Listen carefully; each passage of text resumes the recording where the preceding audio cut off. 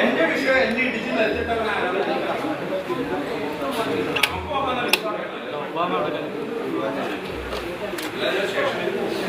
എന്നെ ഇടിച്ച് നിർത്തിട്ടവൻ ആരാണ് രമേശ് ഹോട്ടലിൽ അവൻ ആരാന്ന് എനിക്ക് അറിയാതെ ഞാൻ പോകില്ല സ്റ്റേഷനിൽ.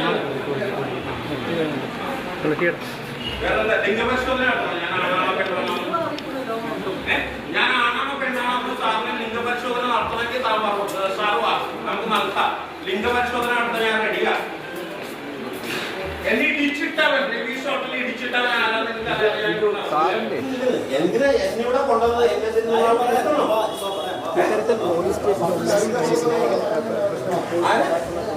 അത് ഇവിടെ ഇരിക്കേണ്ടത് ഞാൻ ഓഫീസിന്റെ മുമ്പിലല്ലേ? ഞാൻ അവിടെ ഇരിക്കേണ്ടത്.